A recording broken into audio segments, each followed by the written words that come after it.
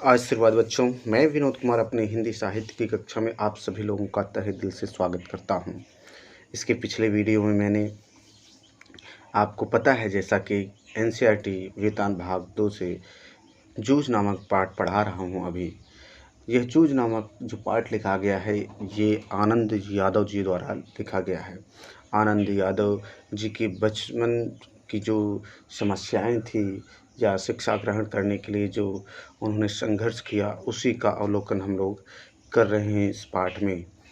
देखिए, इसके पहले हमने पाठशाला भेजने के लिए जो लेखक के पिता ने शर्त रखी थी उसका जिक्र कर लिया है। साथ ही साथ में जब कोई नया बालक कक्षा में आता है पहली बार तो कैसा व्यवहार होता है उस कक्षा के अन्य बालकों का, उसको भी हमने देखा और उसमें देखा किस तरह अनेक कठिनाइयों का सामना करता हुआ लेखक अपनी शिक्षा ग्रहण करने के लिए अग्रसर हो रहा है।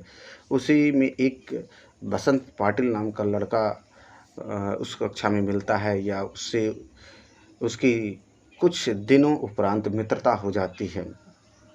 बसंत जो लड़का है वो पढ़ने लिखने में बहुत अच्छा है, वह कक्षा का मॉनिटर भी है और जैसे ही अपने प्रश्नों का उत्तर वह दे लेता है तो अन्य बालकों के उत्तर की जांच भी करता रहता है।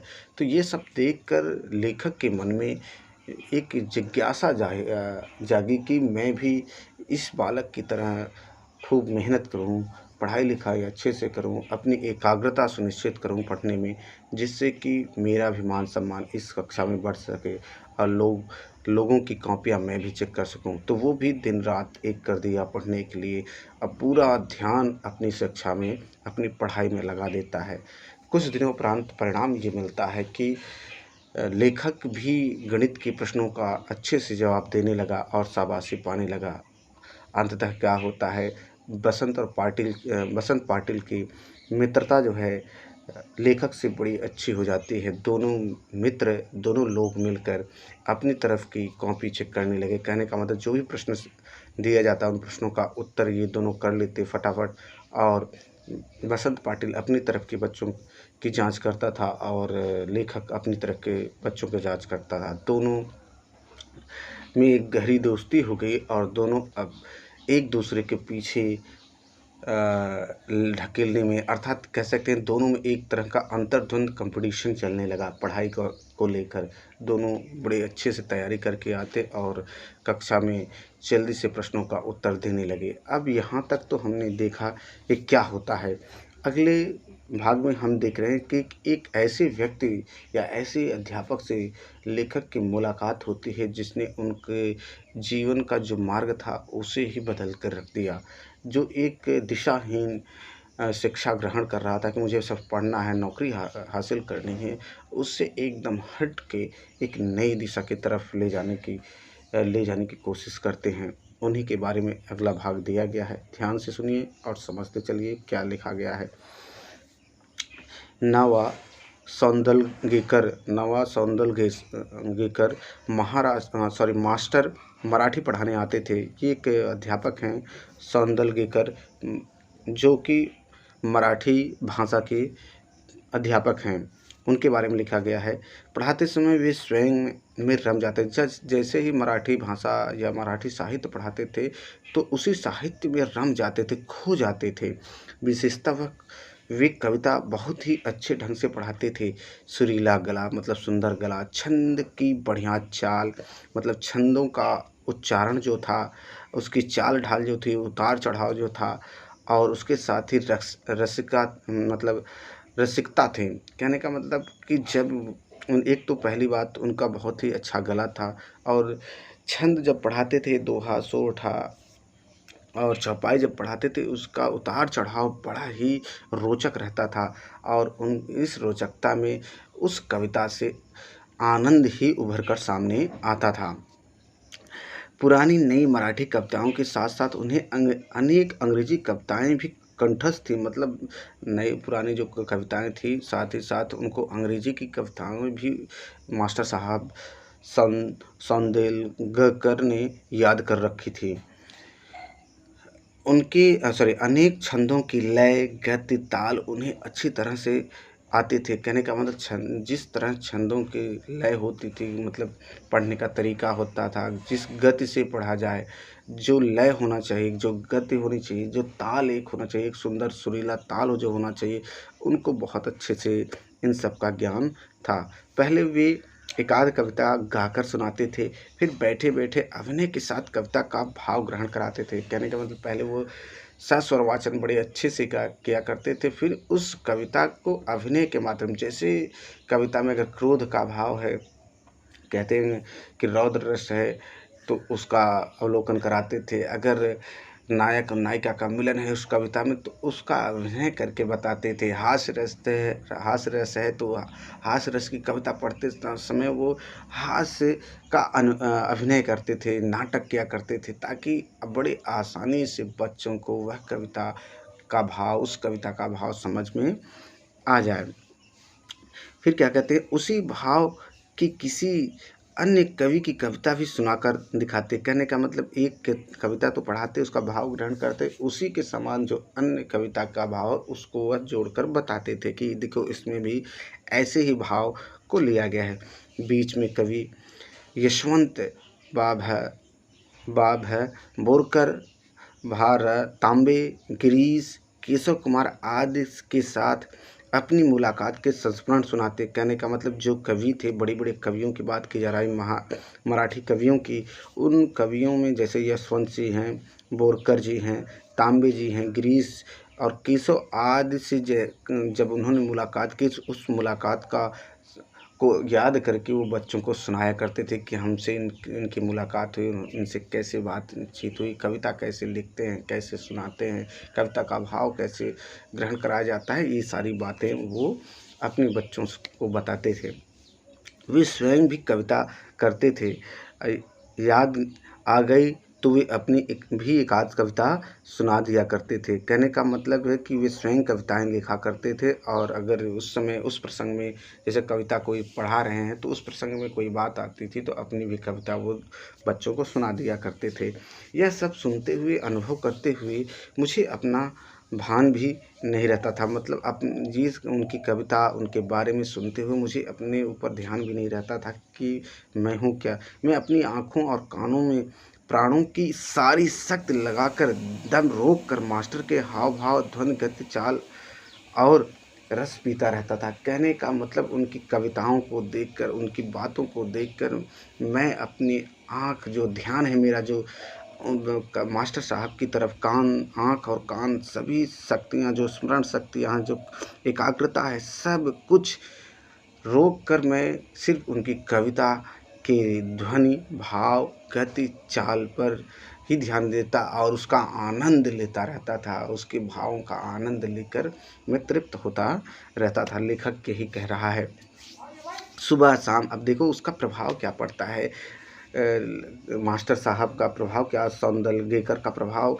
लेखक पर कैसा पड़ता है, वो भी दर्शाया गया है कि कविता की तरफ किस तरह, कविता लेखन में या साहित्य लेखन में किस तरह आनंद यादव को या लेखक को मास्टर साहब आकर्षित करते हैं। अपने ही कविता के रस में एकदम निर्लिप्त कर देते हैं, लिप्त कर देते हैं लेखक को। और प्रभाव क्या पड़ता है लेखक पर, वो देखने को मिलता है क्या कि सुबह शाम खेत पर पानी लगाते हुए या ढोर चराते हुए, अब लेखक देखिए कैसे कविता में रम जाता है, चाहे सुबह हो चाहे शाम हो, खेत में ये पानी लगा रहा है तो भी, ढोर चराते मतलब पशुओं को चरा रहा है तो भी, अकेले में है, खुले गले से वे सारी कविताएं मास्टर के ही हाव भाव से, गति से, मतलब जिस आरोह ताल से कवि मास्टर साहब कविता सुनाते थे, उसी की नकल वो, चाहे सुबह हो चाहे शाम हो, चाहे गाय भैंस पशुओं को चरा रहा हो, चाहे अकेले खुले में कहीं बैठा हो, वह मास्टर साहब की कविताओं को जिस हाव भाव से, जिस लय ताल तुक से वो सुनाया करते थे, आरोह अवरोह के अनुसार सुनाया करते थे, उसी को वो दोहराता और पूरे कविता के रस में आनंदित हो जाया करता था।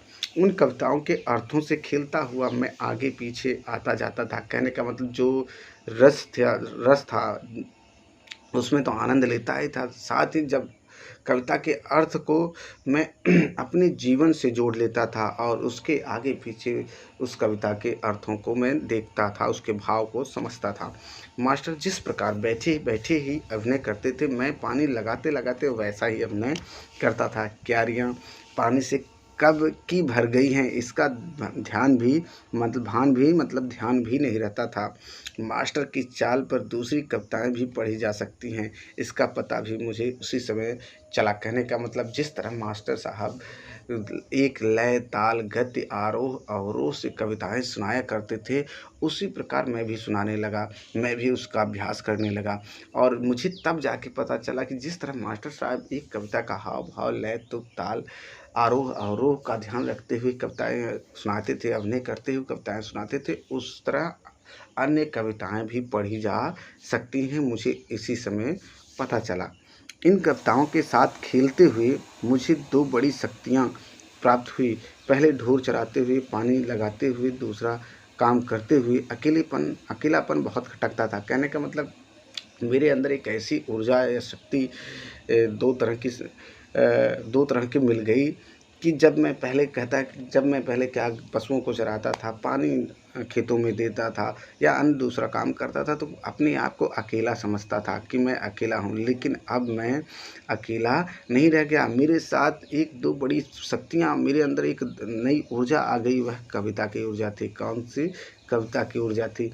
किसी के साथ बोलते हुए, गपशप करते हुए, हंसी मजाक करते हुए काम करना अच्छा लगता था। हमेशा कोई न कोई साथ में होना चाहिए, ऐसा लगता था। कहने का मतलब जब वह कविताएं नहीं किया करता था, तो चाहे पानी देना हुआ खेतों में, चाहे पशुओं को चराना हुआ, चाहे कोई अन्य काम करता था, तो अपने आप को अकेला महसूस करता था।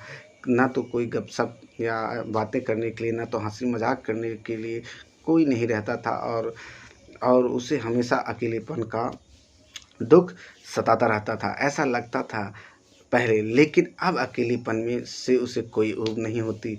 मैं अपने आप से ही खेलने लगा। उल्टा अब तो ऐसा लगने लगा कि जितना अकेला रहूं उतना ही अच्छा है। कविता में ऐसा रम गया कि लेखक अपने आप को अकेलेपन में रखने लगा। सोचता था कि अगर कोई मेरे साथ अगर आएगा तो मैं अपनी कविता न तो अच्छे लय, ताल, तुक से पढ़ पाऊँगा, न तो उस पर अभिनय कर पाऊँगा, न तो उसके भाव ग्रहण कर पाऊँगा, न ही इसके अर्थ को ग्रहण कर पाऊँगा। इसीलिए वह चाहता है कि अब मैं अकेला ही रहूं तो अच्छा है।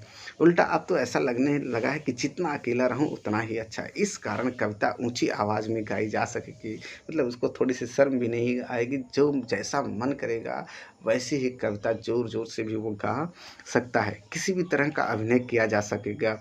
कविता गाते गाते थुई थुई करके नाचा जा सकता है। मतलब थुई थुई एक मराठी भाषा का शब्द है, जिसे थुई थुई करके नाचा जाता है। उसका जिक्र किया है कि जैसे खूब ज़ोर से अकेलेपन में कविता गाएंगे और उसका कविता गाते समय अभिनय भी करेंगे और गाते गाते थुई थुई कर कर के नाच भी सकता हूँ, ऐसा लेखक को लगता है, ऐसा वह महसूस करता है। उस समय मैं सचमुच ही नाचने लगता था। मैंने अपने अनेक कविताओं को अपनी खुद की चाल में गाना शुरू कर दिया, मतलब खुद अपने रंग ढंग में, अपने सुर ताल में अलग अलग तरह की कविताओं को गाने लगा।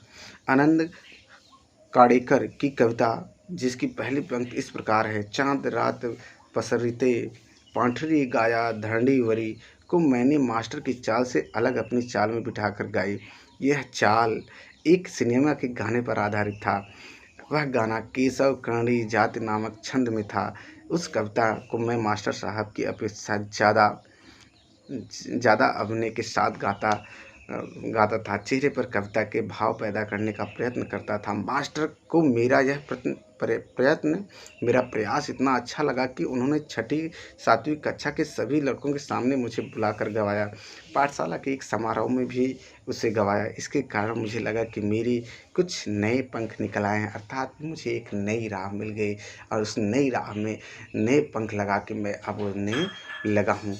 तो ये तमाम प्रकार की जो समय बीता लेखक के जीवन में, यह एक ऐसा समय था जिसमें लेखक को एक नया मार्ग मिलता है। उस मार्ग में पर चलने के लिए लेखक अति उत्साहित है और साथ ही साथ उसके जीवन में ऐसा लगा कि जो अकेलापन था, जिससे वो उसको दुख होता था, लेकिन उस अकेलेपन में उसको आनंद आने लगा, क्योंकि वह सारी कविताएं जो कविताएं पढ़ा करता था बड़ी मनोभाव से उसको पढ़ना, रस तय लय ताल आरोह अवरोह का ध्यान करते हुए खुले आसमान में अकेलेपन में जोर जोर से गाकर अपनी तरह अपने ढंग से गाकर उसका आनंद लिया करता था। अब इसका जो उत्तर मिलता है, इसका जो परिणाम मिलता है कि एक किसी कविता पर वह किसी एक फ़िल्म के गाने पर वह गाना उस कविता को गाता है। वह कविता इतनी प्यारी, इतनी अच्छे ढंग से उसको गाता है कि मास्टर साहब पहले तो कक्षा में सुनवाते हैं उससे, और साथ ही साथ स्कूल के वार्षिक जो फंक्शन होता है उसमें भी उससे गवाते हैं। तो एक नया पंख, एक नया उत्साह, एक नया जोश उसके अंदर कविता की नई पीढ़ी के लिए बनकर सामने आता है। तो आज के लिए बच्चों इतना ही। आनंद यादव की ये जूझ जो नाम का पाठ है, इसमें आनंद यादव के संघर्षों को, आनंद यादव की कविता की तरफ अग्रसर होने को दर्शाया गया है। तो उसको ध्यान से रखिएगा, एक दो बार उस वीडियो को देखने की कोशिश करिएगा। जो भी बहुविकल्पी प्रश्न बनेंगे या अति लघुत्तरी प्रश्न बनेंगे, उसका उत्तर आप आसानी से दे सकते हैं। आज के लिए इतना ही। धन्यवाद।